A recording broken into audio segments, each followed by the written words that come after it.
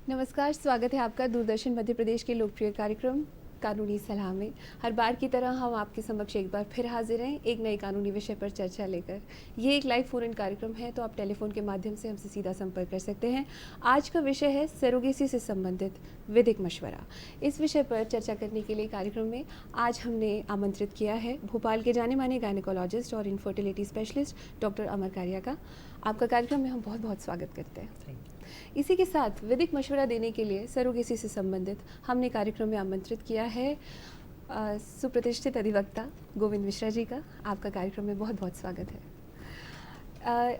आप सभी को हम बता दें कि सरोगेसी एक ऐसा विषय है जिसको लेकर लोगों के मन में काफ़ी जिज्ञासा भी होती है और इसको लेकर बहुत संशय भी है। कुछ लोगों को इसके बारे में ऐसा लगता है कि अगर वो इसके लिए सॉल्यूशन भी है तो भी वो आगे बढ़ने से डरते हैं। इसमें दोनों ही तरह के प्रक्रियाएं हैं, भले ही वो मेडिकल प्रोसीजर हो या इसका लीगल फॉर्मेट हो, दोनों का ही पालन करना ज़रूरी है क्योंकि इसमें पीनल प्रोविजंस भी होते हैं। पीनल प्रोविजंस का मतलब इसमें पनिशमेंट्स और कई तरह के प्रावधान किए गए हैं। इस विषय पर चर्चा करने के लिए सबसे पहले हमारे लिए ये जानना ज़रूरी है कि सरोगेसी को आम भाषा में किस तरह परिभाषित किया जाएगा। टेलीफोन नंबर्स आपकी टेलीविजन स्क्रीन पर दिखाए जा रहे हैं, हमें आपके फ़ोन कॉल्स का इंतज़ार रहेगा। सबसे पहले डॉक्टर साहब, हम आपसे ये जानना चाहेंगे कि आप सरोगेसी को किस तरह परिभाषित करेंगे आम लोगों के लिए। सरोगेसी अगर उसे कहा जाए हिंदी में सरल शब्दों में तो उसे किराए की कोख की तरह भी कहा जाता है जी। इस प्रक्रिया के दरमियान क्या होता है कि एक महिला किसी एक निसंतान जोड़े के लिए गर्भधारण करती है उस उद्देश्य के साथ कि वो उसे डिलीवरी करने के बाद में उस बच्चे को उन जोड़े को सौंप दी जाए। ये ही सरल भाषा में कहें तो सरोगेसी है। तो इस स्थिति में कैसा रहता है कि कोई जोड़े जो हैं जिनको प्रेगनेंसी नहीं हासिल हो पा रही है या बार बार प्रेगनेंसी लगने के बाद में अबॉर्शंस हो जा रहे हैं, जो उसे वाइबिलिटी तक यानी पूरे 9 महीने तक नहीं कैरी कर पा रहे हैं और वो निसंतानता के साथ में जूझ रहे हैं और किसी की महिलाओं के गर्भाशय में ऐसी प्रॉब्लम है कि वो प्रेगनेंसी हासिल कर ही नहीं पाती। तो उन केसेस के लिए सरोगेसी एक ऑप्शन है जहाँ पे कोई और महिला उनके लिए उनके अंडे और शुक्राणु से जो भ्रूण बनता है उससे गर्भधारण करती है और 9 महीने तक उसे अपने पेट में पालती है, पोसती है और फिर डिलीवरी के बाद में वो बच्चा लीगली उन जोड़े को सौंप दिया जाता है जो उनके हकदार लीगल पेरेंट्स माने जाते हैं। जी जी जी जी। इसके विधिक पहलू के बारे में आप क्या बताना चाहेंगे? आपसे हम सबसे पहले तो यही जानना चाहेंगे क्योंकि आप प्रैक्टिस करते हैं, तो सरोगेसी से संबंधित किस तरह के प्रॉब्लम्स को लेकर लोग आपको अप्रोच करते हैं, क्या ऑब्जर्वेशन है आपका? जी, अक्सर ये होता है कि सरोगेसी में जो सरोगेट मदर है उस पे काफ़ी बोझ आ जाता है अगर दोनों दंपतियों के बीच में अगर झगड़ा आया, मन मुटाव हो जाए तो। जी जी जी। मनमुटाव किस तरह का? क्या बच्चों के कस्टडी को लेकर होता है? कस्टडी आपसी किस तरह का? पारिवारिक मनमुटाव या फिर आपसी में किसी प्रकार का मनमुटाव। कस्टडी तो प्रेम में होता है कि ये हमारा ही बच्चा है, लेकिन कई बार वो उनसे कनेक्ट नहीं कर पाते हैं। क्या ये कहना चाह रहे हैं? जी जी जी। एक बात इसमें मैं शायद और जोड़ सकता हूँ, जो काफ़ी इनफर्टाइल कपल रहते हैं तो आज के अपने थोड़े समाज में प्रॉब्लम ये है कि हर बार महिला को ही प्राइमरीली दोषी माना जाता है जी। तो उसमें काफ़ी बार मैं मेरे प्रैक्टिस में भी देख चुका हूँ कि बहुत बार फीमेल्स को ही माना जाता है कि यही कारण है। और उस वजह तक बात इतनी बिगड़ती है कि वो डिवोर्स तक की बात तक नौबत आ जाती है। तो वो भी एक कोर्ट पे मामला, वो भी एक पहुंच पाता है। आपको इंटरप्ट करूंगी, एक फ़ोन कॉल हमारे पास आया है सागर से। हमारे साथ विपिन जी जुड़ रहे हैं। हेलो। हाँ मैम, नमस्कार। नमस्ते, स्वागत है आपका। मेरा एक सवाल था, मैं ये जानना चाह रहा था कि सरोगेसी जिसके टॉपिक पे आज हम बात कर रहे हैं, तो इसके रूल्स क्या है, मुझे ये समझना था। नियम क्या है, रूल्स क्या है और क्या उस महिला का जो पूरी जिम्मेदारी है वो उन्हीं कपल्स की होगी जो जिनको बच्चा चाहिए, या फिर वो अपने घर पे भी रह सकते हैं, और मतलब पूरे रूल्स मैं जानना चाह रहा था, इसका कैसे क्या होता है ये जानना था। ज़रूर ज़रूर, ये एक बहुत विस्तृत विषय है, कार्यक्रम हमारा पूरा देखते रहिए। सबसे पहले हम यही आपको बताएंगे, हम आपसे ये जानना चाहेंगे मिश्रा जी कि जो सरोगेसी है उसके रूल्स पहले क्या थे और अब किस तरह के परिवर्तन आए हैं, ये आप प्लीज़ हमारे व्यूअर्स को बताएं। जी देखिए, कमर्शियल सरोगेसी पे हर तरीके से बैन हो चुका है। जी जी। उसका उपयोग बैन है। हाँ हाँ हाँ। सरोगेसी में औरत की अगर स्त्री की उम्र जी 25 से 50 साल तक होनी चाहिए जी जी। और वहीं आदमी की उम्र 26 से 55 साल तक हो सकती है जी। सरोगेट मदर की उम्र सिर्फ 35 साल तक होनी चाहिए। एज लिमिट में परिवर्तन किया गया है। परिवर्तन किया गया, उसको सिर्फ 35 इयर्स तक उनकी एज हो सकती है सरोगेट मदर की। जी जी जी जी। इसी के साथ जैसे पहले इसको लेकर किस तरह के क्या कुछ क्राइम्स या ऑफेंसेस हुआ करते थे, जिसके बाद जब ये एक्ट आया तो कुछ परिवर्तन हुए हैं, अगर आप इस विषय पर कुछ बताना चाहें। देखिए, एक्ट आने से पहले सरोगेसी के अंदर कोई रेगुलेशन नहीं था।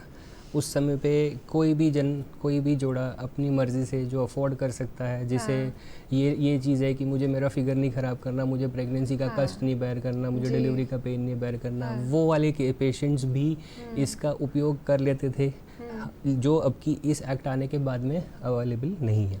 जो जैसे सर ने कहा कि कमर्शियल सरोगेसी बैन हो गई। आज की तारीख में अगर जो चीज़ उपलब्ध है सरोगेसी रिलेटेड, वो है अल्ट्रुइस्टिक सरोगेसी, यानी जेन्युइन केसेस जिनके अंदर बहुत प्रयास करने के बाद में भी जोड़ा प्रेगनेंसी नहीं हासिल कर पा रहा है, या उनके गर्भ में कोई ऐसे विकार हैं जिससे वो कभी प्रेगनेंसी हासिल कर ही नहीं सकती। वही केसेस आज सरोगेसी का उपयोग कर सकते हैं। इसके रिलेटेड कुछ रूल्स भी आए, जैसे सर ने कहा कि उनके उम्र के रिलेटेड चेंजेस आए हैं। एक और चीज़ भी चेंजेस आई है, जो पहले इसमें डोनर स्पर्म या डोनर एग का भी इस्तेमाल हो पाता था, दोनों का हो पाता था, लेकिन नए रूल के अंदर जब पहला एक्ट पास हुआ तब तो पूरे डोनर को बैन कर दिया गया था। हालांकि इसमें एक रिसेंट अमेंडमेंट भी आ गया है, जिससे अभी कपल में से एक जने का, यानी या तो एग या तो स्पर्म आप डोनर की तरह यूज़ कर सकते हो और आगे बढ़ाया जा सकता है। और पहले एक ट्रेडिशनल सरोगेसी करके भी एक कॉन्सेप्ट होता था, जिसमें जो महिला सरोगेट मदर की तरह यूज़ हो रही हैं उनके भी एग्स यूज़ किए जा पाते थे, लेकिन अब वो नहीं हो सकता। The new rule states that the surrogate mother is not suppose to be genetically related to the child. Yes. जी जी जी जी। तो बच्चों को लेकर किस तरह से लोगों के मन में लीगल कॉन्सिक्वेंसेस को लेकर आप तक अप्रोच की जाती है, अगर आप इसके बारे में कोई एग्जांपल देना चाहें। जी, बहुत 2009 में बहुत मशहूर केस था जी गुजरात हाई कोर्ट का, बेबी मांझी अमाडा जी। उस केस में जापानी दंपति गुजरात आए थे सरोगेसी की सुविधा लेने के लिए, लेकिन उनके बीच में मनमुटाव हुआ और वीज़ा ख़त्म होने के कारण उनको जाना पड़ा वापस जापान। तो उस बच्चे की कस्टडी के ऊपर सुप्रीम कोर्ट ने बात की कि उस बच्चे की कस्टडी उसकी दादी को दी जाएगी और उस सरोगेसी को लीगल माना गया। इसमें ये नए प्रावधान के साथ में ART एक्ट के साथ में आप सरोगेसी जब कर रहे हैं तो कपल के अलावा एक और गारंटर भी है उसमें, जिसकी दस्तखत ली जाती है, जिसको तुम अगर किसी कारणवश उन कपल की डेथ हो गई या कोई प्रॉब्लम हुआ तो that guarantor can take the ownership of the child. Okay, this is very thoughtful. ये उस बच्चे के लिए एक बहुत ज़रूरी बात है, दिस इज़ इम्पेरेटिव इनफैक्ट, क्योंकि बच्चों के लिए ये बहुत इम्पॉर्टेंट बात है। और उस बच्चे के इंतज़ार में ही जब इतने सारे प्रावधान किए जा रहे हैं और उस बच्चे की दुनिया में आने के बाद अगर उसके पेरेंट्स के बीच में इस तरह के डिस्प्यूट हो जाएं तो एक गारंटर की आवश्यकता तो बहुत ज़रूरी है। तो सर, ऐसा कौन सा पूरा ट्रैक होता है जिसको चेक करने के और वेरीफाई करने के बाद आप किसी को सजेस्ट करते हैं कि अच्छा ठीक है, ये आपका मैटर सरोगेसी के लिए अप्रोप्रिएट है? ओके, तो सरोगेसी में जैसे मैंने कहा किराए की कोक का मतलब होता है जो मेडिकल टर्म्स में कहते हैं यूट्रस। ऐसे कई सारे विकार होते हैं, जैसे कोई महिलाओं के अंदर जन्म से ही म्यूलेरियन एजेनेसिस कहते हैं, या किसी के जन्म से गर्भाशय बनती ही नहीं है या बनी है लेकिन बहुत छोटी है, जिसे यूनिकॉर्नेट यूट्रस कहते हैं, या कोई बीमारी के तहत जैसे genital TB is a very common cause, जिस वजह से गर्भाशय की जो अंदर की परत होती है जिसे एंडोमेट्रियम कहते हैं वो काफ़ी ख़राब हो जाती है, तो थिन एंडोमेट्रियम एक कारण है।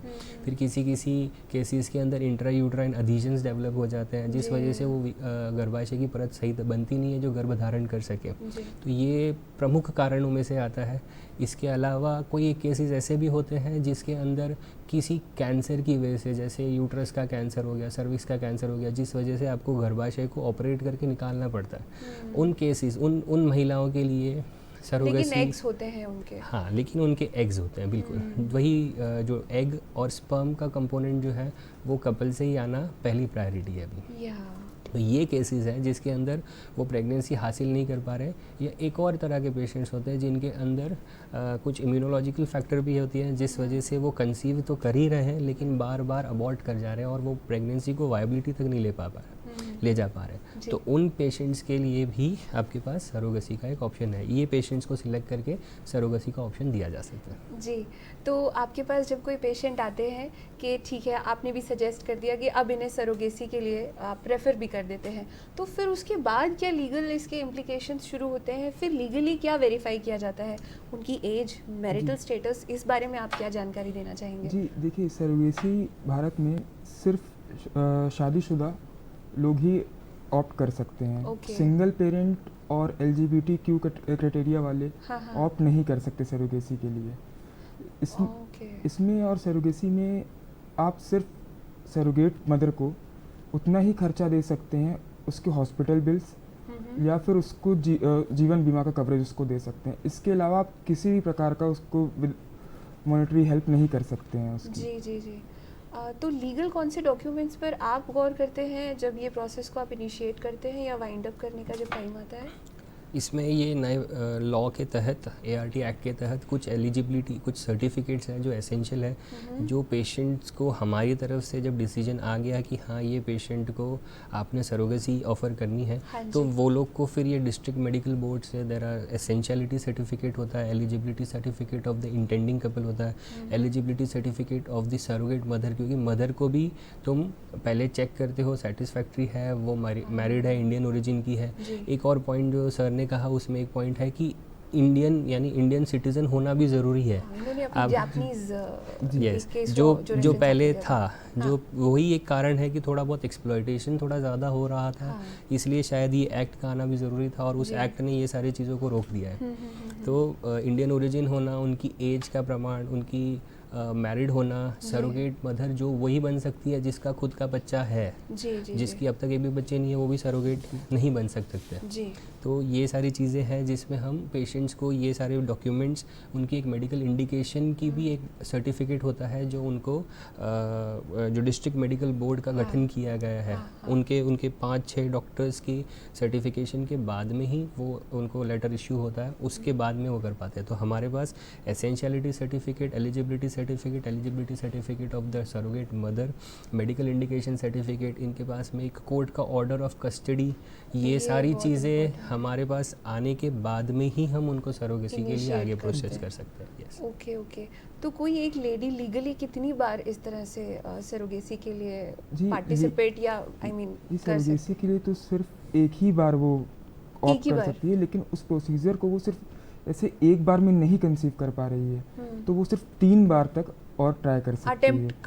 मैक्सिमम 3 अटेम्प्ट्स दिए जा सकते हैं और वो अपनी लाइफ टाइम में एक ही बार सरोगेट मदर बन सकती है। अगर एक बार उन्होंने डिलीवर कर दिया तो दूसरे पेशेंट के लिए वो सरोगेट मदर नहीं बन सकती है। ओके। तो उनकी फैमिली में, जैसे अब हम सुनते हैं कि कॉमर्शियल सरोगेसी जो है उस पे बैन लग गया है, तो जब किसी को अगर ज़रूरत होती है और कोई लेडी इसके लिए एलिजिबल है, तो क्या वो एम्पैनल की जाती हैं? आप कैसे आइडेंटिफाई करते हैं?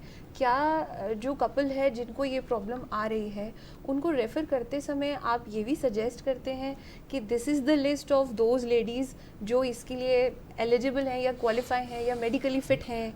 ये कैसे आइडेंटिफाई किया जाता है? ये उसमें वो सरोगेट मदर का, ये ART एक्ट के तहत सरोगेट मदर को सिलेक्ट करके लाने का मेन रिस्पॉन्सिबिलिटी या ज़िम्मा है वो पेशेंट के पास ही अभी शिफ्ट हो गया है। यही तो चीज़ है, कमर्शलाइजेशन हटा पा रहा है। तो वो पेशेंट ही अपने रिश्तेदार, अपने दोस्त, जो भी जिसको भी वो मना करके तैयार कर सकता है, उनको ला रहा है। फिर उनकी मेडिकल और मेंटली और साइकोलॉजिकली, फिज़िकली फ़िटनेस चेक की जाती है और वो सारी चीज़ों से जब वो सेटिस्फैक्ट्री है, उनकी क्राइटेरियाज जो अभी बताए गए, ये सारी चीज़ें जब मिल रहे हैं तभी वो पेशेंट को सरोगेट मदर की तरह आप दे सकते हैं। और उसके अलावा आप डायरेक्टली प्रोसीड नहीं कर सकते, हमारे पास कोई लिस्ट नहीं होती है, ये पेशेंट को ही लानी है। एडवर्टीजमेंट आप करना इसमें बैन है एक्चुअली। एडवर्टीजमेंट करना बैन है जी।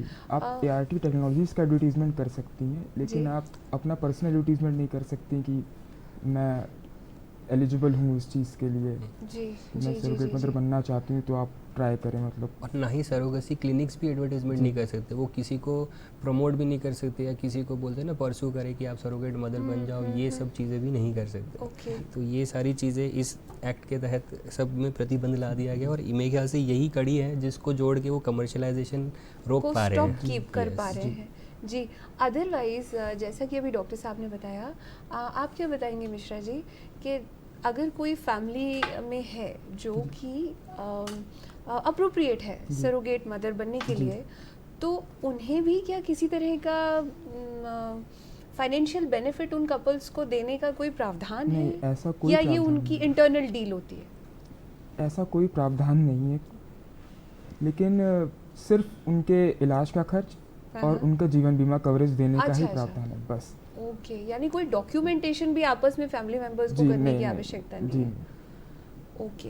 एंड बिसाइड्स फैमिली मेंबर्स अगर ये कोई और है तो आप क्या सुझाना चाहेंगे हमारे जो व्यूअर्स इस वक्त कार्यक्रम में हमारी इस बातचीत को सुन रहे हैं और ऐसी किसी समस्या से जूझ रहे हैं, और इसी तरह अगर कोई मेडिकल एक्सपर्ट ने उन्हें सजेस्ट किया है कि आपको अब सरोगेसी के थ्रू ही जो है संतान प्राप्ति हो सकती है, तो उनको क्या करना चाहिए और किन बातों का ध्यान रखते हुए कहाँ पर आइडेंटिफाई करना चाहिए कि हाँ हम इनसे रिक्वेस्ट कर सकते हैं कि ये हमें इस प्रोसेस में कोऑपरेट कर दें?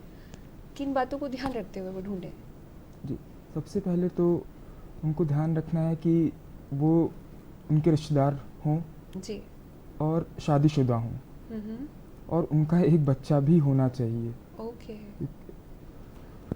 कुछ चीज़ें और भी हैं, जैसे सर ने बताया कि उनका फिजिकल और मेंटल सर्टिफिकेट भी होना चाहिए कि वो मेंटली फिट हैं और फिजिकली फिट हैं, जी जी, क्योंकि काफ़ी इंसान को फिजिकली भी चैलेंज कर जी जी जी जी जी। तो कुछ और चीज़ें भी हैं। अच्छा, जिनके डीएनए में अगर कुछ, जैसे अभी कुछ देर पहले बातचीत के दौरान ही आपने हमें बताया था कि किसी की यूट्रस में अगर प्रॉब्लम है लेकिन एग्स अगर उसी लेडी के हैं, तो फिर डीएनए उसकी माँ का ही होगा जो सरोगेट लेडी है, क्या वो एग्स के कारण? जिनके डीएनए जो है वो आपके एग्स और स्पर्म्स के ज़रिए एम्ब्रियो में जो ट्रांसमिट होता है, तो सरोगेट मदर तो सिर्फ उनके बनाए एम्ब्रियो को अपने गर्भ में प्रेगनेंसी फॉलो करती हैं और डिलीवर करती हैं। जो बच्चा रहता है वो जेनेटिकली वो जो मदर है, इंटेंडिंग कपल जिसे कहा जाता है, उनको ही उनके ही रिलेटेड रहता है, वो सरोगेट के रिलेटेड नहीं हो सकता। Okay okay. तो हम आपसे ये भी जानना चाहेंगे कि ये जो सारे प्रोसेस हैं इसको लेकर लोगों के मन में आज भी कुछ ऐसे, जैसे घर में जो हमारी पिछली जनरेशन के लोग हैं वो इन चीज़ों को अभी भी अवॉइड करते हैं ओपनली डिस्कस करना, लेकिन इस कार्यक्रम का बेसिक उद्देश्य ये है कि लोग ज़्यादा से ज़्यादा जागरूक हों, और अगर हमारी आने वाली पीढ़ी को इस तरह की कोई प्रॉब्लम है तो वो इस बारे में ओपनली डिस्कस करें और ज़िंदगी को आसान बनाने के सोल्यूशंस देखें, क्योंकि साइंस, टेक्नोलॉजी एंड मेडिसिन ने इतनी तरक्की की है। आप अगर बारीकी से हमें IUI, IVF और सरोगेसी के बारे में बताएं कि व्हाट इज़ द डिफरेंस, तो बहुत लाभ होगा हमारे व्यूअर्स को। जी, जैसे प्रेगनेंसी ना लगने के कई कारण होते हैं, जैसे किसी के गर्भाशय का प्रॉब्लम हुआ जो हम सरोगेसी के माध्यम से डिस्कस कर रहे हैं, उसके अलावा किसी पुरुषों के शुक्राणु के प्रॉब्लम्स होते हैं, किसी महिलाओं के अंडों के प्रॉब्लम्स होते हैं। तो IUI एक प्रक्रिया ऐसी है जिसमें ज़्यादातर जिन पुरुषों के शुक्राणु कम है या उनकी गतिशीलता कम है, उन पेशेंट को उनसे ज़्यादा लाभ होता है, जिसमें उनकी वाइफ के अंडे और गर्भाशय सब कुछ सही है। तो उस प्रक्रिया के दरमियान उस पुरुष के शुक्राणु को लेकर के लैब में प्रोसेस किया जाता है, और उसमें से जो एक्टिवली मोटाइल गुड स्पर्म्स है उन्हें सिलेक्ट करके उनके गर्भाशय में ट्रांसफ़र कर दिया जाता है। उसे कृत्रिम गर्भधान भी कहा जाता है हिंदी में। ये प्रक्रिया है जो IUI। बाकी IUI के अंदर बाकी आगे की शुक्राणु को अंदर पहुंचाने के बाद में कि बाकी सारी प्रक्रिया जैसे नॉर्मल प्रेगनेंसी में हो सकती है वैसे ही रहती है। फिर उसके बाद में एक स्टेप और होता है IVF। IVF में क्या होता है? IVF का लिटरल मीनिंग है इन विट्रो फर्टिलाइजेशन, यानी शरीर के बाहर अंडे और शुक्राणु का मिलन होना। तो वो प्रक्रिया लैब में की जाती है, उसी वातावरण में, उसी सारे एनवायरमेंटल फैक्टर्स जो टेम्परेचर, ऑक्सीजन, कार्बन डाइऑक्साइड को मेंटेन करते हुए वही चीज़ उसका लैब फंक्शन उसी तरह करता है। तो उस प्रक्रिया में क्या होता है, जो औरत से अंडे लिए जाते हैं, इस प्रक्रिया में थोड़े अंडे ज़्यादा की ज़रूरत होती है, तो औरतों को इंजेक्शन लगते हैं। उस महीने में जो खर्च के लिए जो औरत के अंडे निकले हैं, उन अंडों को फिर इंजेक्शन लगा के तैयार किए जाते हैं। एक छोटे से ऑपरेशन जिसे ओवम पिकअप कहते हैं, उससे उन अंडों को बाहर निकाल लिया जाता है। अंडे और शुक्राणु का मिलन बाहर लैब में होता है, जो एम्ब्रियो यानी भ्रूण तैयार करता है, और उस एम्ब्रियो को उसी पेशेंट के गर्भाशय में सही समय पे प्रत्यारोपित कर दिया जाता है, जिसे कहते हैं IVF। जी। और यही प्रक्रिया को अगर वो पेशेंट इंटेंडिंग कपल जिसकी गर्भाशय में प्रॉब्लम है, जो प्रेगनेंसी नहीं हासिल कर पा रही है, तो यही IVF की प्रक्रिया से जो भ्रूण बनाया गया है, उन्हीं भ्रूण को उस मदर के अंदर ना ट्रांसफ़र करते हुए सरोगेट मदर के अंदर गर्भाशय में ट्रांसफ़र किया, और उन्होंने जो प्रेगनेंसी हासिल की उसे 9 महीने के बाद में डिलीवर करके इन इंटेंडिंग कपल को सौंप दिया। इस प्रक्रिया को अगर सरल शब्दों में कहें तो सरोगेसी है। जी, जिनका यूट्रस ठीक है उन तक उसे पहुंचा दिया एंड देन उन्होंने उसे पोषित किया, ग्रो किया एंड देन फिर डिलीवर करने के बाद में सही माता पिता को सौंप दिया। जी जी जी। अगर हम मॉरल फैक्टर्स की बात करें तो आपका क्या ओपिनियन है इसमें क्या कुछ मॉरल चैलेंजेस भी होते होंगे जिस लेडी के साथ ये होता है? जी, मॉरल चैलेंजेस में इस प्रकार से हैं कि कुछ लोग ऐसे किनको जुड़वा बच्चा, आजकल टेक्नोलॉजी इतनी आगे बढ़ गई है कि लोग अक्सर विश करते हैं कि उनको जुड़वा बच्चे हो जाएं। हाँ। या कुछ पर्टिकुलर ट्रेट्स वाले उनको संतान चाहिए रहती है। तो ये चीज़ ना हो, इसलिए कमर्शियल सरोगेसी को मतलब बैन किया गया है। जी। हाँ। और शोषण ना हो किसी महिला का, हाँ। क्योंकि इंडिया एक तरीके से हब बन चुका था सरोगेसी का एक पर्टिकुलर टाइम पे। जी। लेकिन फिर उसको सरकार ने उस चीज़ को देखा और कमर्शियल सरोगेसी बैन करके उनने इस समस्या का समाधान निकाला। जी जी जी। ब्रेस्ट फीडिंग जो होती है उसमें भी क्या कुछ तरह के चैलेंजेस होते हैं? क्योंकि हमने यहाँ तक तो बात कर ली कि वो बच्चे को जन्म देने के बाद में वो माँ जो है वो हैंड ओवर कर देती है उन कपल के पास, लेकिन जो एक प्रॉपर ब्रेस्ट फीडिंग एक बच्चे की होना चाहिए, क्या वो उससे वंचित नहीं हो जाता? ये एक ज़रूर इसमें एक चैलेंज है, लेकिन वो महिला जो माँ जिनको बच्चा सौंप दिया जाता है, उनके गर्भाशय में प्रेगनेंसी नहीं लगी तो सारे हार्मोन्स जो होने चाहिए थे वो उनके शरीर में नहीं है, तो वो स्तनपान तो नहीं कर पाती है। लेकिन आज की तारीख में बहुत सारे फार्मूला फीड्स हैं जो बच्चे की उम्र के हिसाब से अप्रोप्रिएट है, उनकी डाइट के लिए उनको जो रिक्वायरमेंट है वो सारी चीज़ें सेटिस्फैक्टरीली मिल रहे हैं। तो काफ़ी सारे बच्चों को उनको फार्मूला फीड के द्वारा भी आप आगे बढ़ा सकते हो। और जैसे ही बच्चा उसका वीनिंग पीरियड यानी 6 महीना पार करता जा रहा है, तो अपन जैसे नॉर्मल बच्चों स्तनपान करने वाली महिला के बच्चों को हम दूसरी चीज़ें खाने की ऐड करते चले जाते हैं, तो वो आगे बढ़ाई जा सकती है। So it is only a matter of 6 months, जो स्टार्टिंग में जहाँ पे एक्सक्लूसिव ब्रेस्ट फीड रिकमेंड किया जाता है वो नहीं हो पाता है सिर्फ, लेकिन वो आज की तारीख में फार्मूला फीड से आराम से वो सपोर्ट मिल जाता है। जी जी जी। ये कंट्रोवर्सीज़ को और लेजिटिमेट रीजंस के कारण इस सिचुएशन को मुझे लगता है कॉम्प्रोमाइज़ की तरह ही हमें देखना चाहिए। लेकिन इसी के साथ हम आपसे ये भी जानना चाहेंगे मिश्रा जी, जैसे अगर हम फैमिली बैलेंसिंग की बात करें तो ऐसे हमारे पास पहले से भी PCPNDT एक्ट की तरह प्रोविजंस हैं, क्या इसमें भी आइडेंटिफाई किया जा सकता है क्या कि आप चूज़ कर सकते हैं जेंडर? नहीं, भ्रूण की आइडेंटिफिकेशन हमारे कानून में हर तरीके से निलंबित है, मतलब उसको आप नहीं आइडेंटिफाई कर सकते। ये एक गलत प्रोसेस है ये। हाँ। और इसको लेकर पीनल प्रोविजंस भी हैं, उसी तरह लागू किए जाते हैं जैसे कि बाकी प्रेगनेंसीज में होते होंगे। आपका इस बारे में क्या ओपिनियन है सर? पीनल प्रोविजंस नहीं, जो PCPNDT एक्ट को फॉलो किया जाता है पूरे प्रोसेस में, भले वो किसी भी तरह का आप ट्रीटमेंट प्रोवाइड कर रहे हो। तो PCPNDT एक्ट के दायरे में ही आता है इनफर्टिलिटी का ट्रीटमेंट भी, क्योंकि आप गैमेट्स के साथ में डील कर रहे हैं। तो इसमें जैसे सर ने कहा कि आप फैमिली बैलेंसिंग नहीं कर सकते, आप सेक्स सिलेक्शन नहीं कर सकते, आप सिर्फ भ्रूण को सिलेक्ट करते हो जो अच्छा है, जो प्रेगनेंसी देने की क्षमता रखता है, आप उन्हें चुनते हो। आपको ये नहीं पता रहता है कि वो भ्रूण लड़के का है कि लड़की का है। यस, तो आप उनकी क्षमता देख करके उन्हें चुनते हो और उसे फिर गर्भाशय में ट्रांसफ़र कर देते हो। तो वो बिल्कुल इसके अंदर PCPNDT एक्ट के दायरे के तहत ही सारा चीज़ें होती है, वो चाहे IVF हो, वो चाहे सरोगेसी हो। हाँ, क्योंकि कुछ लोग ऐसे भी होते हैं, हमारा सोशल स्ट्रेटा कुछ इस तरह का है कि आज भी बहुत ही दुखद है, लेकिन लोग ऐसा सोचते हैं कि बेटा होना चाहिए या कोई और तरीका असिस्टेड व्हाट वी से reproductive techniques, yes, assisted reproductive techniques को अगर आप यूज़ करेंगे तो you will get a chance कि आप बेटे को चूज़ कर सकते हैं या आप जेंडर सिलेक्ट कर सकते हैं। तो ऐसे ये एक बहुत बड़ा भ्रम है कि ऐसे में आप ये कर सकेंगे। इनफैक्ट इसमें आपको कोई भी सपोर्ट नहीं करेगा और जो भी सपोर्ट करेगा उसको लीगल कॉन्सिक्वेंसेस फेस करना होगा। होंगे। हम आपसे ये जानना चाहेंगे मिश्रा जी कि किस तरह की पनिशमेंट्स का प्रावधान है जो सरोगेसी से संबंधित अगर कॉमर्शियल प्रैक्टिसेस, क्योंकि एक्ट के आने के बाद तो ये ना के बराबर है, लेकिन फिर भी अगर कोई इस तरह से पाया जाता है तो आप इसकी पनिशमेंट्स के बारे में अगर जानकारी दें तो। अगर इसमें कोई भी कमर्शियल सरोगेसी करता हुआ पाया जाता है जी, तो कानून में उसकी सज़ा 5 साल, जो कि 5 साल तक एक्सटेंड की जा सकती है, हाँ, और 10 लाख रुपए फाइन तक है। ओके जी। ये तो इसके लिए तो एविडेंसेस भी देने पड़ते होंगे कि किस तरह से इस बात को प्रेजेंट किया जाए। और हम आपसे ये भी जानना चाहेंगे डॉक्टर साहब कि अगर इसमें किसी तरह के एविडेंसेस कलेक्ट करने की ज़रूरत पड़ती है तो वो डॉक्यूमेंट्स तो बुकलेट तो ऑलरेडी मतलब हॉस्पिटल्स की कस्टडी में होते होंगे, और जितना भी कुछ अगर रॉन्ग या इलिसिट काम अगर हुआ भी है तो वो किस तरह से कलेक्ट किया जाता है, और अगर कोई थर्ड पर्सन उसकी कंप्लेंट करना चाहे जो ये देख रहा है and which is a wrong practice, तो किस तरह से इस बात को प्रेजेंट किया जा सकता है?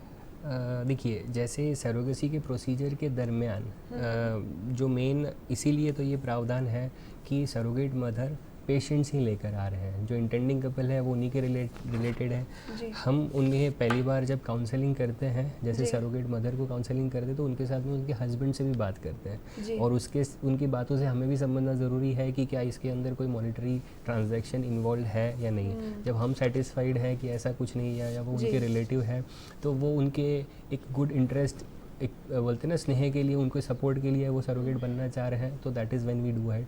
दूसरा चीज़, इसके अंदर ऑन पेपर कंसेंट्स भी रहते हैं, ये सारी चीज़ें डॉक्यूमेंट होती है, उसके बिना आप आगे नहीं बढ़ सकते हैं।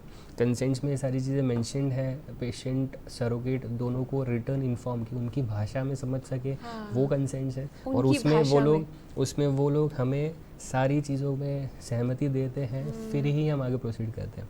फिर भी आपने जैसे कहा कि इस प्रावधान के बाद में it is literally nil, but हाँ, चोरी तो फिर भी होती है, होने के चांसेस रहते हैं। तो ऑब्वियसली कहीं ना कहीं एविडेंस मिलेंगे ट्रांजैक्शन के, और कोई इन्हें रिपोर्ट कर सकता है, तो अपेलेट अथॉरिटी करके बनाया, अप्रोप्रिएट अथॉरिटी है, तो उसके पास में ये सारी चीज़ें फॉरवर्ड होती है, एंड देन आगे की सारी जिम्मेदारी है अप्रोप्रिएट अथॉरिटी की है, वो आगे इन्वेस्टिगेट कर सकते हैं, कुछ एविडेंस मिलते हैं तो अकॉर्डिंगली दे कैन एक्ट। और जैसे सर ने कहा कि कोई बाहर वाला बंदा, जैसे कोई पेशेंट अगर, या पेशेंट कोई एजेंट बन के या ये कमर्शियल सरोगेसी में प्रैक्टिस करता है, तो ये उनके लिए भी सज़ा का हकदार हो जाते हैं। उसी तरह कोई सरोगेसी क्लिनिक्स के डॉक्टर्स हो गए या कोई उसके टीम वाला उसमें पार्टिसिपेट कर रहा है, तो उनके लिए भी सज़ा का प्रावधान है। सज़ा का प्रावधान है। सरोगेसी रेगुलेशन बिल 2021 में स्पेशली मतलब मेंशन्ड है कि आप एक कमर्शियल सरोगेसी आप कर ही नहीं सकते, कोई भी मॉनेटरी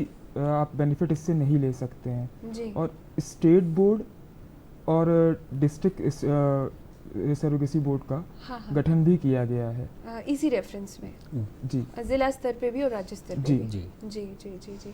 और इसके जो एक चीज़ और कि इसके जो ट्रांजैक्शंस जो भी हो रहे हैं, इसमें वो प्रावधान में वो क्लियर कट मेंशन्ड है कि आप कौन सी चीज़ के रिलेटेड सरोगेट मदर पे खर्च कर सकते हैं, और कुछ खर्च जिस पे कंट्रोल ना कर सके, इसीलिए उनको वो इंश्योरेंस दिया गया है कि अगर उसके कोई प्रेगनेंसी के रिलेटेड कोई कॉम्प्लिकेशंस होगा तो वो इंश्योरेंस के दायरे में वो मैनेज हो जाएगा, ना ही कोई अलग से कहीं पैसों का ट्रांजैक्शंस होगा, तो इसीलिए ये सारी चीज़ें कंट्रोल में आ सकी है।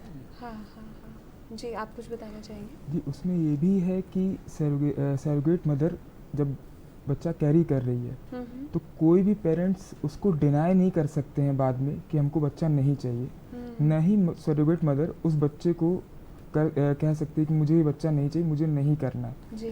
कॉन्ट्रैक्ट होने के बाद इस प्रोसेस को आप रिवर्सिबल प्रोसेस नहीं है ये कि आप इसको रिवर्स कर सकें जी। वैसे ये तो बहुत अहम है, इनफैक्ट ये तो सभी प्रोसेस में हो सकता है कि ऐसा भी कोई प्रोसेस है सर जिसमें आप शुरू करने के बाद स्टॉप करते होंगे, ऐसा भी होता है? जी देखिए, एक पॉइंट इसमें एक और चीज़ है कि अगर कोई प्रेगनेंसी, जैसे कोई भी नेचुरल प्रेगनेंसी भी लगती है, तो उसमें कोई अनॉमली, कोई अबनॉर्मलिटी होने के चांसेस रहते हैं, जो 20 वीक्स तक का जो प्रोविजन होता है। यस, तो वो MTP एक्ट के अंडर वो भी आता है, और सरोगेट मदर के अंदर जो गर्भ प्रेगनेंसी चल रही है, उनकी भी प्रेगनेंसी के दरमियान टेस्टिंग काउंसलिंग की जाती है और वो सारी चीज़ें सेटिस्फैक्ट्री है तब आगे बढ़ाई जाती है। इन केस कोई कमी है, इन केस कोई प्रॉब्लम है या ऐसी चीज़ है जो बच्चे को जेनेटिकली अबनॉर्मली बताएगा, जो उसकी ज़िंदगी में भी प्रॉब्लम कर सकता है, तो MTP एक्ट के कानून के तहत वो बच्चे को अबॉर्ट किया जा सकता है सरोगेट मदर के कंसेंट के थ्रू। और इसमें एक अथॉरिटी भी, अप्रोप्रिएट अथॉरिटी की भी है, ये उनको भी इन्फॉर्म होता है और दोनों की तरफ से ये मिलजुल करके फिर डिसीजन लेकर के कोई भी जना ऐसे डायरेक्ट अबॉर्ट नहीं कर सकता। अगर आप कोई भी समझो सरोगेट मदर अचानक से चली गई, मुझे अबॉर्ट करना है, ऐसा नहीं हो सकता। तो वो एक चैनल है, उस चैनल के थ्रू ही सारी चीज़ें, मतलब it's a unit working for a purpose. और इसमें डिस्ट्रिक्ट बोर्ड भी आ जाता है। डिस्ट्रिक्ट बोर्ड डिस्ट्रिक्ट लेवल पे काम कर रहा है, उसके बाद में स्टेट बोर्ड है और उसको सुपरवाइज कर रहा है सेंट्रल बोर्ड। तो ये एक यूनिट बना रखी है, एक से एक हाथ जुड़े हुए हैं कि कोई भी जुर्म ना हो सके, कोई जुर्म ना हो सके। और ये अथॉरिटी या डिस्क्रिशन या चॉइस सिर्फ किसी एक के ना हो, ये एक यूनिटी के साथ लिया हुआ फैसला हो विद अ गुड पर्पस।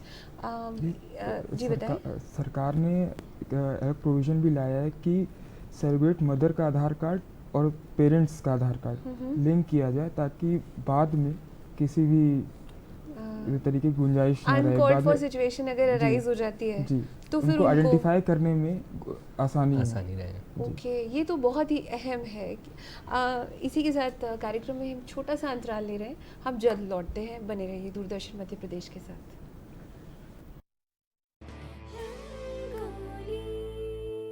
किस डायरेक्टर प्रोड्यूसर ने बनाया राजेश खन्ना और शम्मी कपूर जैसे एक्टर्स को स्टार? बार बार देखो, हजार बार देखो कि देखने की चीज है हमारा दिलरुबा डाले हो। किसने कर लिया था मधुबाला को सिर्फ 1 रुपए की फीस पर फिल्म में काम करने को राजी? मेरा नाम टिंटिंचू बाबा टिंटिंचू। डायरेक्टर और प्रोड्यूसर शक्ति सामंता की जिंदगी से जुड़े दिलचस्प किस्से जानने के लिए देखिए रंगोली। जरा होले होले चलो मोरे साजना, हम भी पीछे हैं तुम्हारे। इस रविवार 7 अप्रैल सुबह 8 बजे सिर्फ DD नेशनल पर, देश का पहला चैनल, देश का अपना चैनल। अपने व्यक्तित्व विकास हेतु हम जितनी भी कलाएं सीख सकते हैं, उनमें सर्वाधिक मनोरम है सुखी रहने की कला। सुखी रहने के लिए हमें अपने विचारों को, अपने भावों को इस प्रकार से उपयोग में लाना है कि सदा आत्म सुख, आत्म तृप्ति, आत्म विकास के मार्ग पर आगे बढ़ते चले जाएं। अपने अंदर परिवर्तन लाने के लिए, सोचने की इस कला को सीखने के लिए एवं जीने की कला में संशोधन लाने हेतु। देखिए, सोच बदलें, जीवन बदलें, प्रतिदिन प्रातः 6:30 बजे सिर्फ DD नेशनल पर, देश का पहला चैनल, देश का अपना चैनल। सज्जनों, आप सभी मुझे जानते हैं। इस स्त्री को कुछ समाज के कंटकों ने कुटिलता पूर्वक मेरा चरित्र हनन करने के उद्देश्य से भेजा था, पर उनकी इस चाल की पोल खुल गई। ये समाज के कंटक कौन है? ये स्त्री स्वयं आप सबके सामने कहेंगी। कौन है जिसने तुम्हें तुकाराम को भ्रष्ट करने के लिए भेजा था?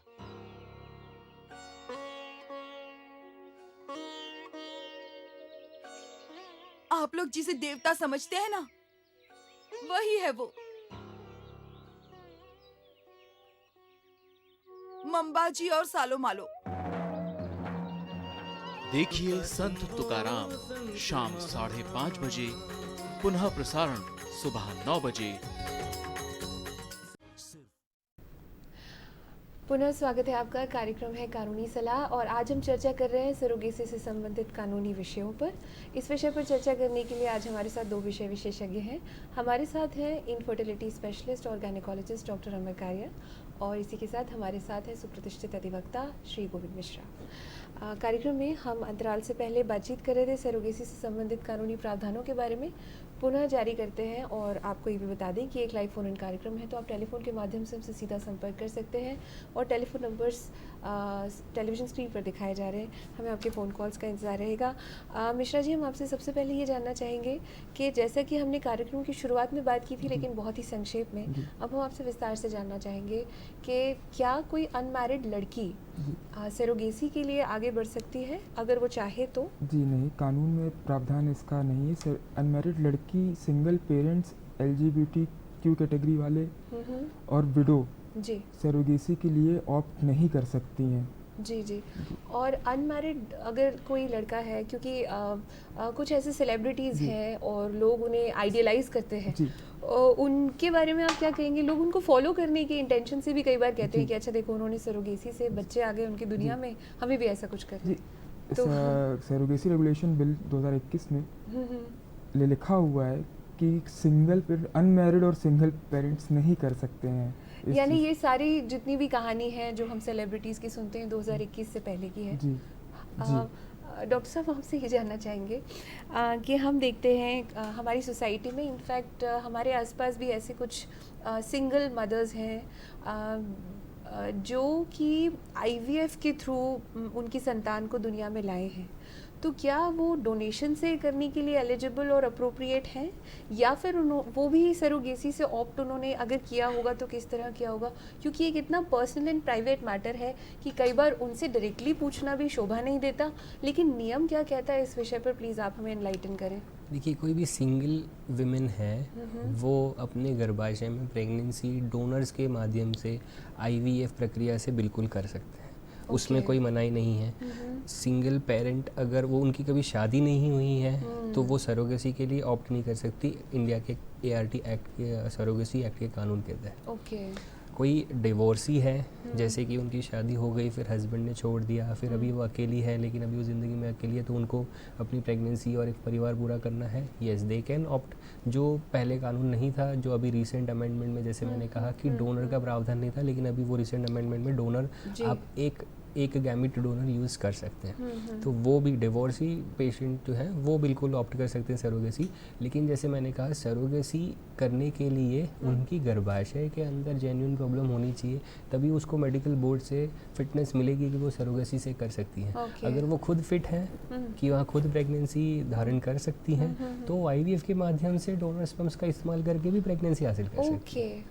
हम किसी भी महिला का मातृत्व का हक छीन नहीं रहे हैं। ये एक्ट किसी को वंचित नहीं कर रहा है, वो सपोर्ट कर रहा है। ये सिर्फ अच्छी प्रैक्टिस बनी रहे, कोई का एक्सप्लॉयटेशन ना रहे, कोई मिसयूज़ ना करे, इसलिए है ये एक्ट। ये एक्ट किसी को उसके moral basic responsibility, basic rights से नहीं वंचित करता है। कहने का मतलब ये है कि अगर कोई मैरिड है और उनको एज अ कपल किसी तरह का इस तरह से इशू आ रहा है इनफर्टिलिटी को लेकर, तो उनको ये एग्जिबिट करना पड़ेगा, उन्हें जेन्युइनली ये ट्राई करना होगा कि अगर उनकी उसके बाद भी संतान नहीं हो रही है, तब उनको अलग अलग उनके इस तरह के इनफर्टिलिटी ट्रीटमेंट के रास्ते खुल जाएंगे। लेकिन अगर ऐसे भी कुछ केसेस आपके पास आते होंगे जिसमें कि हस्बैंड और वाइफ दोनों में से कोई एक नहीं चाहता कि बच्चे हों, कुछ भी रीज़न हो सकता है, कोई प्रैक्टिकल रीज़न हो सकता है, फाइनेंशियल चैलेंजेस हो सकते हैं, ट्रस्ट इश्यूज़ हो सकते हैं, डिफरेंस ऑफ ओपिनियन हो सकता है। कई ऐसे कपल्स होते हैं जो बहुत दूर दूर रहते हैं, कुछ तो विदेशों में भी रहते हैं। तो ऐसी सिचुएशंस में अगर कोई आपके पास आए और कहे कि मुझे तो सपोर्ट चाहिए एनी हाउ, तो आप उनको किस तरह से सॉल्यूशन देते हैं? और अगर वो अलग हो गए हैं, then what kind of document do you need to proceed with such kind of treatments? So देखिए, जैसे आपने कहा कि कोई कपल है जिनकी बन नहीं रही है आपस में, तो उनको जब तक वो लीगली सेपरेट नहीं हो रहा है, लीगली डाइवोर्स नहीं हो रहा है, तब तक हम उनकी मदद नहीं कर पाएंगे, क्योंकि marriage is a legal contract and any women who is bearing a child without the consent of the husband is not practical. हमें कंसेंट में दोनों की दस्तखत ज़रूरी है, दोनों की सहमति ज़रूरी है। मैं इंटरप्ट करूँगी, अगर इस कंसेंट डॉक्यूमेंट के बगैर कोई भी लेडी प्रोसीड करती है तो उसके हस्बैंड के पास ये डिवोर्स का ग्राउंड बन जाएगा। राइट। इसीलिए आप यहाँ पर क्योंकि दोनों की सहमति है और दोनों चाह रहे हैं, तभी हम उनको आईवीएफ ट्रीटमेंट से प्रेगनेंसी दे सकते हैं। और दूसरा, जैसे कि कोई सेपरेट हो गए हैं, उनके पास उनकी डिवोर्स की डिक्री है, तो हम उस डॉक्यूमेंट को भी हम लेते हैं कि ये जेन्युइन रीज़न है कि अभी उनके पास मेल पार्टनर नहीं है, तब हम उनको डोनर स्पर्म से, जैसे सिंगल मदर या डिवोर्सी या विडो भी हो, तो हम उनको प्रेगनेंसी आईवीएफ के माध्यम से डोनर स्पर्म के ज़रिए दे सकते हैं। तो आप उसमें डिवोर्स की डिग्री देखते हैं? बिल्कुल, क्योंकि हमारे पास ये जेन्युइन रीज़न होना चाहिए, क्योंकि वो डिवोर्सी है, इनके लिए प्रावधान है, अगर वो विडो है तो उनके लिए प्रावधान है, लेकिन उनकी हस्बैंड और वाइफ की आपस में बन नहीं रही है, उसके लिए कोई प्रावधान नहीं है। उसके लिए तो उनको आपसी सहमति के बाद ही हमारे पास आना पड़ेगा। जी जी जी। वैसे तो ये वापस से हमारे उस विषय पर लौटने जैसा है, लेकिन ये टर्म्स थोड़े से कॉम्प्लिकेटेड लगते हैं, इसलिए मैं आपसे जानना चाहूँगी मिश्रा जी, ये जो ट्रेडिशनल सरोगेसी और जेस्टेशनल सरोगेसी है, इसको थोड़ा सा आप अगर बताएं, what is it about? Traditional surrogacy basically जब सरोगेट मदर के एक्स और फादर के एक्स जब मिलाए जाते हैं और उससे जो संतान प्राप्त होती है, तो उसे ट्रेडिशनल सरोगेसी कहते हैं। उसमें सरोगेट मदर ही बायोलॉजिकल मदर रहती है बच्चे की। और जेस्टेशनल सरोगेसी में जो मदर है और फादर के जो एम्ब्रायो रहता है, वो किसी और औरत में प्लांट किया जाता है। अच्छा, तो इन अ वे ये ज़्यादा मेडिकल ओरिएंटेड टर्म है जिसको आप लोग ओके तो फिर हम आपसे ये भी जानना चाहेंगे कि अगर कोई लेडी लास्ट मिनट पे डिक्लाइन कर दे, तो जो पीनल प्रोविजंस आपने बताए हैं, जो कि उस वक्त आई मीन वो उस बच्चे की माँ है, क्या उसको भी पनिश किया जाता है अगर वो उस कॉन्ट्रैक्ट से डिक्लाइन कर जाए या उस बच्चे को लेकर कहीं चली जाए? तो फिर वो कपल के पास क्या प्रोविजंस है? जी, एक्चुअली क्या वो उसको पनिश करवा सकते हैं? जी, ऑफ कोर्स पनिश करवा सकते हैं। कैसे? क्योंकि कॉन्ट्रैक्ट के अकॉर्डिंग आप नहीं मतलब उस चीज़ को डिनाई कर सकते। बच्चा आपको संतान देनी ही पड़ेगी और अगर पेरेंट्स को। और अगर वो उसके बाद भी बच्चे से कांटेक्ट में रहे जी, और वो ये अच्छे से जाने कि what is the address, approach करे जी, उसमें सरोगेट मदर तो ये नहीं कर सकती, लेकिन बच्चा 18 साल की आयु अटेन करने के बाद वो इस बात का अधिकृत हो जाता है कि वो अपनी माँ को जान सकता है कि उसका जन्म सरोगेसी से हुआ है, समवॉट लाइक अडॉप्शन। जी, इसीलिए शायद ये पॉइंट इसमें ऐड हुआ है जहाँ पे आप सरोगेट मदर के एग्स को यूज़ नहीं कर रहे हैं। वो एक मैं बोले ना, एक कैरियर के माध्यम, यानी वो सिर्फ गर्भाशय में बच्चे को बढ़ा रही है और उन्हें जिसके जेनेटिकली वो रिलेटेड है, उनके बायोलॉजिकल पेरेंट्स इंटेंडिंग करके के उनको सौंप दिया जाता है। तो बहुत सारी महिलाओं के अंदर ये भी एक एक्सेप्टेंस है कि हाँ, वो मेरा बच्चा नहीं है, मैं सिर्फ उनकी मदद कर रही हूँ। तो ये जो मॉरल वैल्यू है जो उनका आता है, ये थोड़ा कंट्रोल हो जाता है। इसीलिए शायद लॉ ने ये भी चीज़ एक रखा है। हाँ हाँ, तो फिर वो वर्ड, वो टर्म जिस हम किराए की कोख जैसा जो बोलते हैं, कहीं ना कहीं वो इसी बात के लिए, वो डिटैचमेंट का फर्स्ट स्टेप है वो, कि ये एक हमने इसके लिए। और यही ट्रेडिशनल सरोगेसी और जेस्टेशनल सरोगेसी में यही सबसे बड़ा अंतर है। ट्रेडिशनल सरोगेसी में वो जो सरोगेट मदर है, उनके एग्स यूज़ हो पाते थे, तो ये चीज़ों के साथ में आगे फ्यूचर कॉम्प्लिकेशंस लैंड कर सकता था कि मैं बच्चा नहीं दूंगी या मेरे को बच्चे से मत छीनो। पर जैसे कि सर ने कहा कि ये लीगल कॉन्ट्रैक्ट है and you have to oblige by it. ये आपको कोई फोर्स करके कॉन्ट्रैक्ट में नहीं ला रहा है, आपको पहले सारी चीज़ें, इसका प्लस एंड माइनस सब बता दिया जा रहा है, और फिर आप विलिंग हैं तभी आप उसे साइन कर रहे हैं, then you have to abide by it. आप उसे बीच में नहीं चेंज कर सकते। हाँ, एक चीज़ ज़रूर है कि अगर एम्ब्रियो ट्रांसफ़र करने से पहले अगर सरोगेट मदर का दिल नहीं चाहा, तो वो उस समय पे रोक सकती है और हम एम्ब्रियो ट्रांसफ़र रोक सकते हैं। एक बार एम्ब्रियो ट्रांसफ़र हो गया, प्रेगनेंसी हो गई, फिर वो उसके कॉन्ट्रैक्ट से पीछे नहीं हट सकती। This is very important.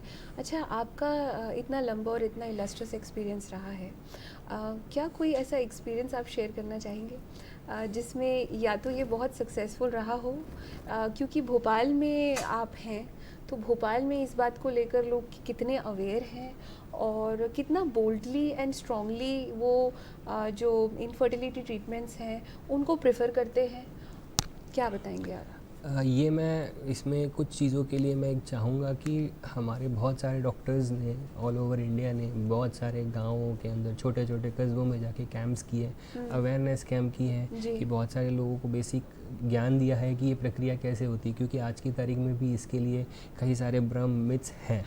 लोगों के मन में हमें दोनों तरह के पेशेंट्स मिलते हैं, लेकिन ये भी मैं इसकी बात को कहूँगा कि आज गांव के छोटे छोटे शहर छोटे छोटे गाँवों में भी लोगों को इसके बारे में पता है और एक्सेप्टेंस लेवल आ गया है। हमने कई पेशेंटों को देखा है जो गांव का किसान आदमी है, जो बेचारा पढ़ा लिखा नहीं है, लेकिन उसको आज IVF के बारे में पता है। क्यों? क्योंकि उसने अपने आसपास देखा है कि सर उसका बच्चा हो गया, वो सफ़र कर रहा था और मैं भी चाह रहा हूँ, तो वो आकर के हमें साफ कहते हैं कि सर मेरा बच्चा नहीं हो पा रहा, ये प्रॉब्लम्स है और मैं IVF के माध्यम से संतान प्राप्ति करना चाहता हूँ। तो ये अवेयरनेस का पार्ट आ गया है। और दूसरी चीज़ें भी ऐसी हैं कि भोपाल में भी जो एजुकेटेड क्लास है वो लोग के अंदर एक्सेप्टेंस है, लेकिन हाँ ये ज़रूर है कि बहुत सारे लोग अपने परिवार में, अपने रिश्तेदारों में नहीं बताना चाहते हैं कि उन्होंने IVF ट्रीटमेंट से हासिल किया, चाहे वो खुद के अंडों से ही और खुद के स्पर्म से क्यों ना हो। तो वो थोड़ा एक सोशल चैलेंज है अभी भी, इसीलिए ये अवेयरनेस जो डॉक्टर्स कर ही रहे हैं, हर जगह पे हम बताते रह रहे हैं। आज सब मीडियम, सोशल मीडिया हो गया, इलेक्ट्रॉनिक प्रिंट मीडिया, हर जगह पे आप इसके इश्तेहार भी देख रहे हो। अवेयरनेस की जा रही है रेगुलरली ताकि सोसाइटी में एक्सेप्टेंस आए, क्योंकि ये एक तकनीक ऐसी है जो बहुत लोगों के ज़िंदगी का सबसे इम्पोर्टेंट चीज़ जो संतान प्राप्ति है उसे हासिल करवाने में मदद करता है। और लोगों को सिर्फ अपना एक जो बैरियर है वो तोड़ना है, सिंपल चीज़ है आप, और आप अपनी ज़िंदगी की बहुत बड़ी खुशी हासिल कर सकते हैं। तो क्यों नहीं?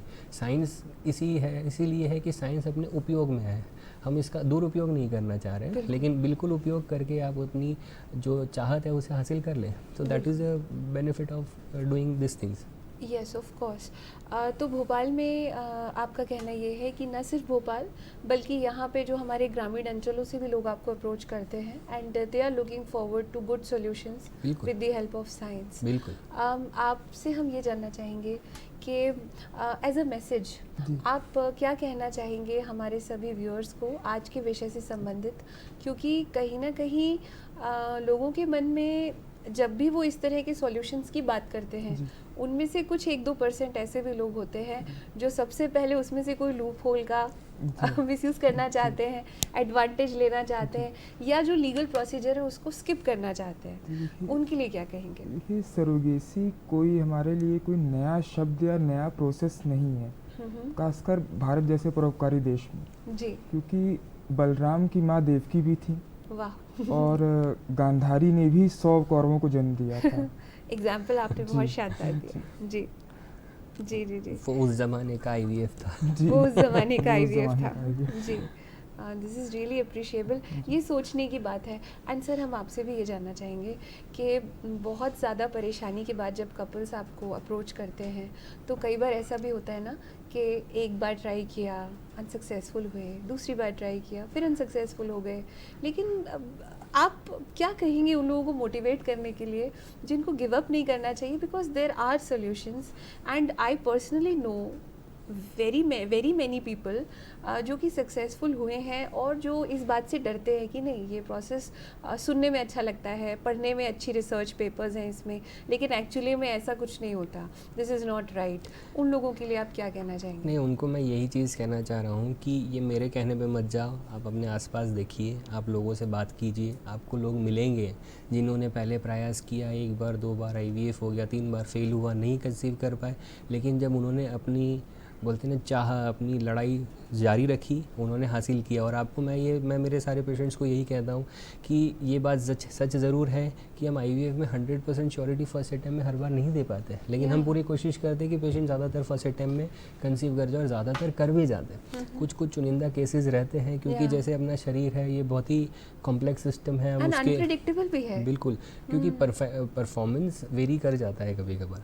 तो उन पेशेंट्स को मैं यही कह रहा हूँ कि आप बिल्कुल संभव है, आप अपनी लड़ाई जारी रखें, और मैं उनको यही कहता हूँ कि आपको एक ही बार जीतना है।